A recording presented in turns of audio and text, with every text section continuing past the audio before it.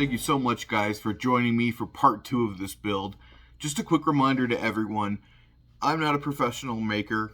I'm not the most talented artist out there. So you definitely don't have to do things exactly the way that I'm doing them. If you get to a certain step and you decide, you know what, I've got a better idea, I'm going to do it a different way, that's totally fine. At any point in this project, if you want to skip ahead or do things differently, I encourage that. I mean, I've learned a lot of what I do from watching other YouTube channels or looking up images online and trying to emulate things. So if you get inspired and you get better ideas, go for it. That's awesome. That's the entire point of this. I want people to get excited and have fun with building.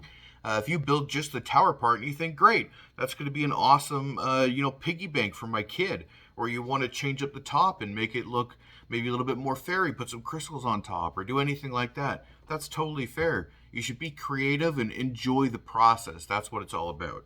But just so you guys can see what I did to finish everything up, let's get on to the top part of our tower.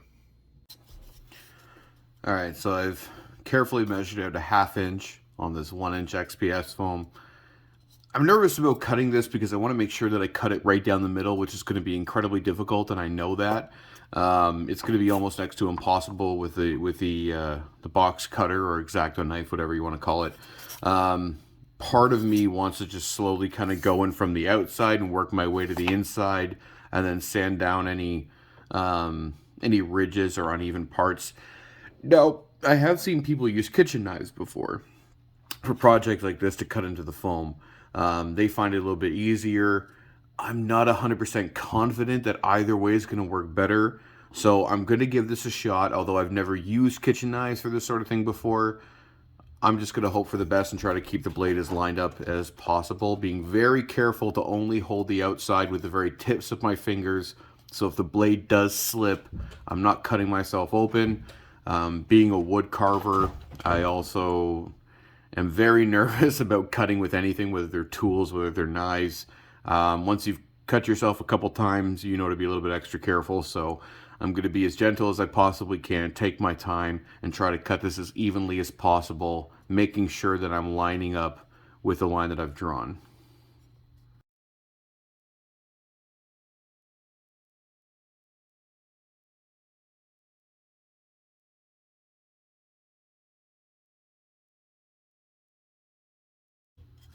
So I think what I'm going to do, as I've kind of already started here, I want to make sure that this actually does clip on and fit onto the top of the tower. So I'm going to cut out a circle here and glue the outside to the edges of the lid so that this can just clip right onto the top of the tower. So that's going to be a little bit tricky. I hate cutting circles out of things. Usually I cut a triangle or some kind of shape and then slowly work my way around it from there. So I'm going to work on that, and then once we're done, we'll begin to lay the wood pieces inside for the flooring.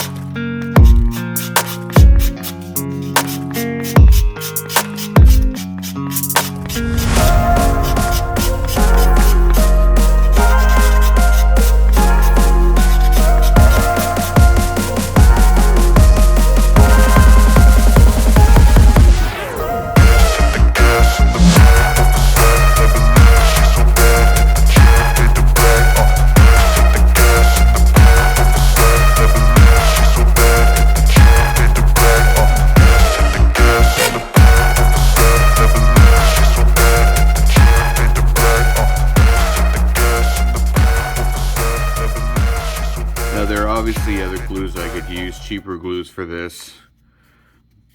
You know, I could use a hot glue gun or even like simple tack glue. But I realized I'm going to be taking this off and on the rest of the tower a lot. So I really want it to be a strong adhesive. So Gorilla Glue, my super glue, just seemed like a better idea for me than using something that could peel or break apart over time. This is going to be getting a lot of use in different gameplay scenarios, so I definitely wanted to be something that could withstand that.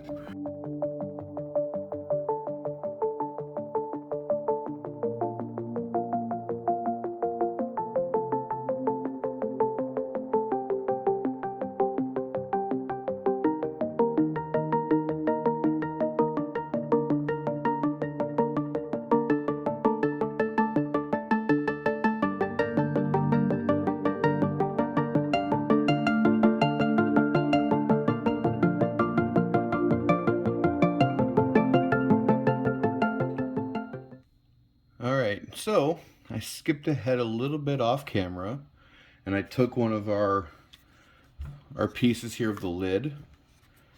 I finished detailing the outside just using some crumpled up styrofoam to press into our XPS foam to give it a rocky texture.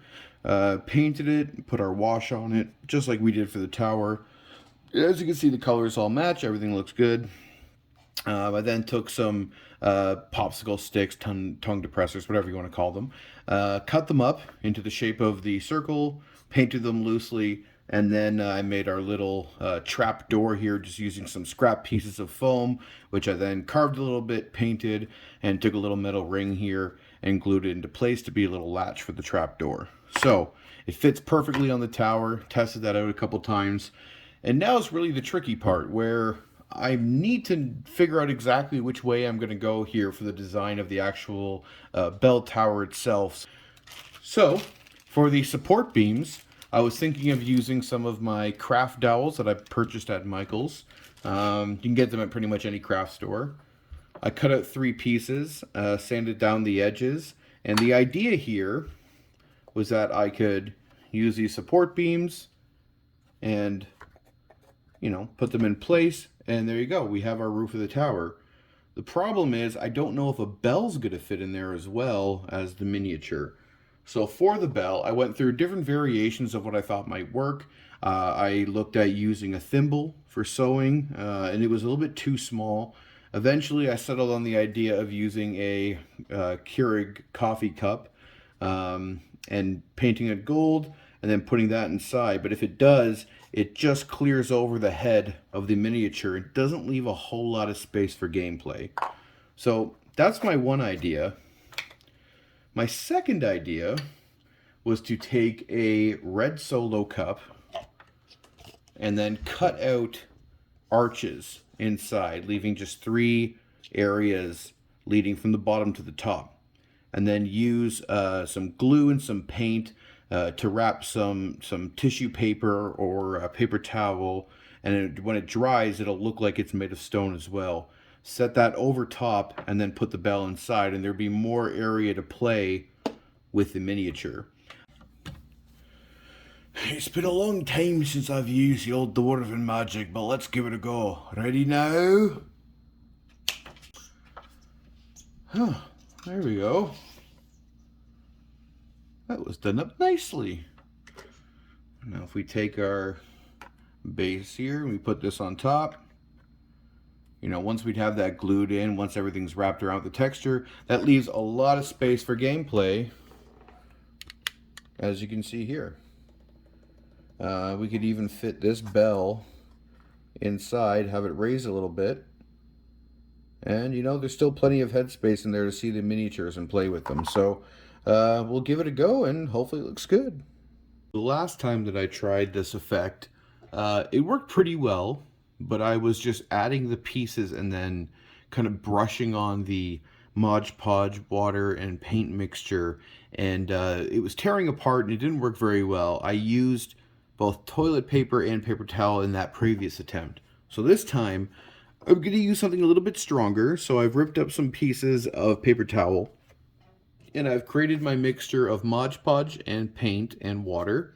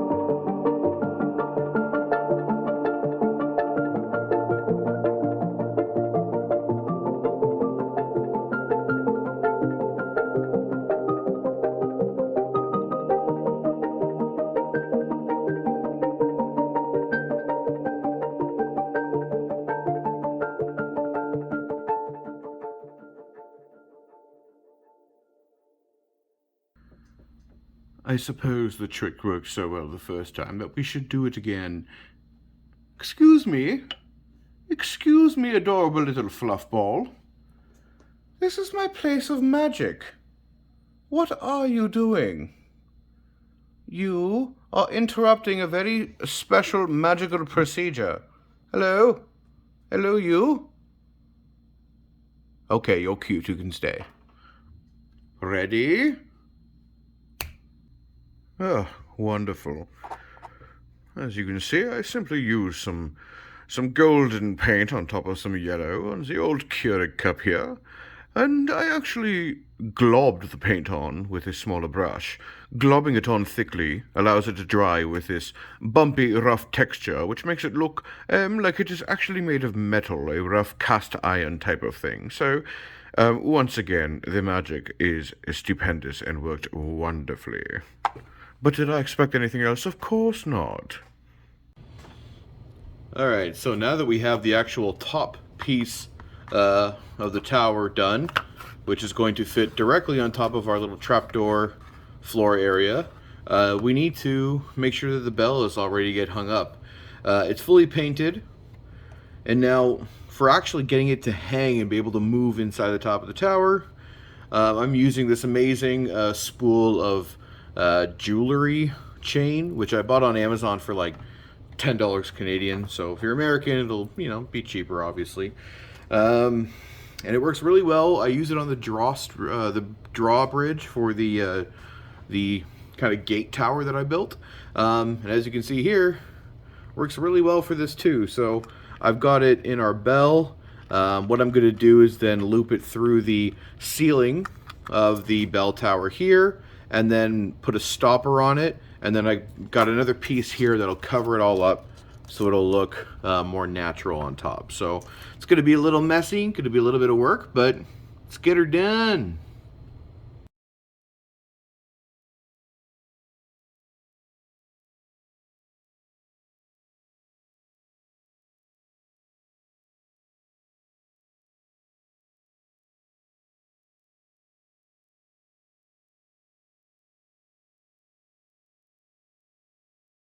Alright, so everything has been glued on. We now have the top of our bell tower glued together, and we got the bell hanging in there. Looks pretty good in my opinion. And this is kind of our completed bell tower here. So it looks kind of rough up here, but that's okay. It's rough stone. It's been carved. You know, you can make up whatever excuses you want as a DM. You can say like, oh, they didn't have good tools. This is what they got. Yeah, so it's not perfect, but you know what? It'll work. It'll definitely work for your players and what they're doing. The bell moves, which is cool. But there is one crucial thing here. We need to make sure that our miniature is actually going to fit in there. Now, if I miscalculated this, eyeballing it, of course, because I'm a man, we, cut twice, measure once, then we're kind of screwed. So really, now is the moment of truth.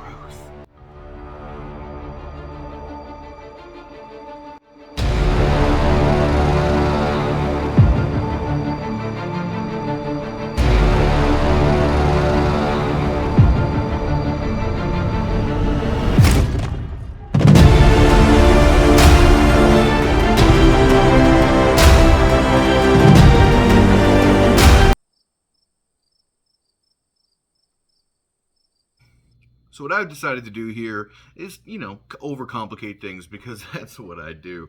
I am going to be adding some vines to this thing, and we're also going to make a base for it. We're going to make something for the tower to actually sit in, so when you're placing it on your terrain, it's not just trying to balance on whatever you're using, whether you're using carved foam floor, if you're using just a regular play mat. We want to make sure this thing can balance and sit still on there and not be rocking around and fall over while your players are moving around, moving the table, whatever it is. So we've got some moss here. I've got some vines. I've also got some basic grass terrain that I purchased at a hobby store. This stuff you can get at your local Michael's, maybe even a dollar store, depending on where you live and what they have. So what we're going to do now is we're going to carve out a base out of XPS foam. We're going to rough it up a little bit to the right shape. We're going to paint it.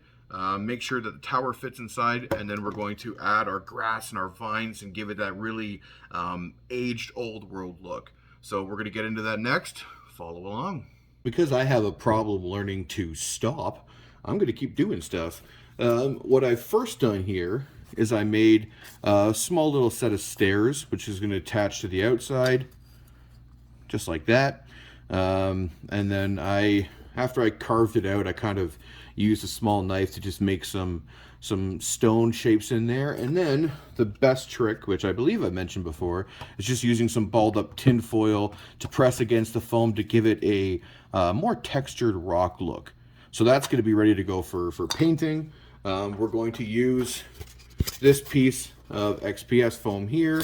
We're going to carve out the shape we want, maybe carve down on an angle and rough it up to make it look like a bit of a hill of some kind. The tower is going to sit right on top of that. That way, when you do place it on your terrain, you will have a flat surface on the bottom. It'll balance a lot better, and your players will have no risk of knocking it over on you.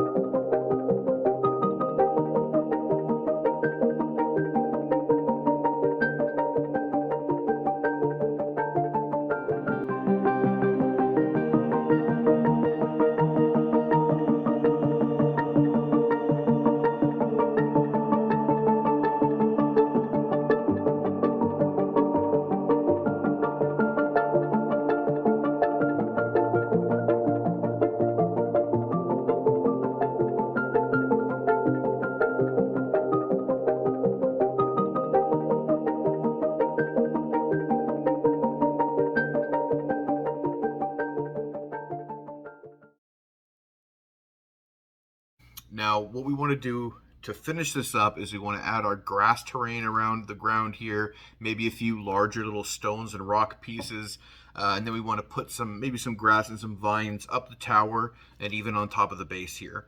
The reason I didn't put on the grass first is, if you can see here, there are little spaces where the hot glue has kind of squeezed out from under the tower. Now, you can definitely put the other bits of terrain and grass and stuff on there first, but you're still going to want to go over that eventually to cover up those globs of glue. So I just figured it's easier to do it afterwards and save yourself a step. So you also want to make sure that when you're adding this little bits of terrain that you're using a specific glue meant for environments, or that it's some type of adhesive that will dry clear. You want to make sure it's not something that's going to dry white, or else underneath your patches of grass and stones, you're going to have like hard white chunks, which I suppose you could always just say is wintertime, like the changing of the season, and then you could add some little bits of snow and stuff. Really, it's whatever you want to do. But I'm going to add just grass right now, and we'll finish this project up.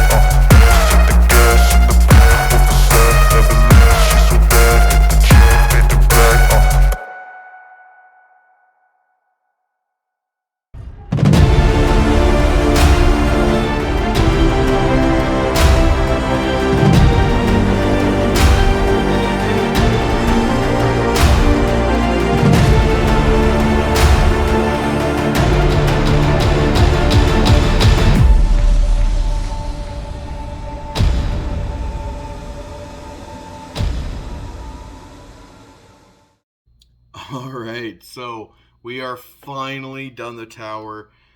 This took me a lot longer in real time than I expected it to.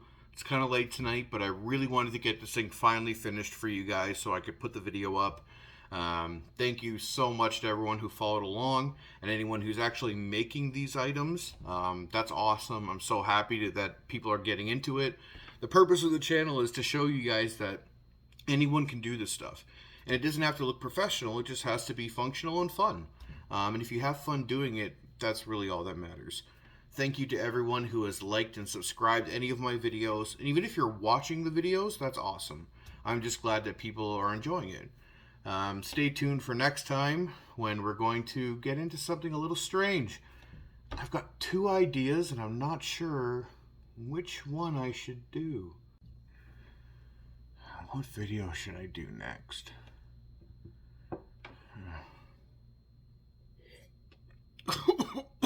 Oh my god. What is that?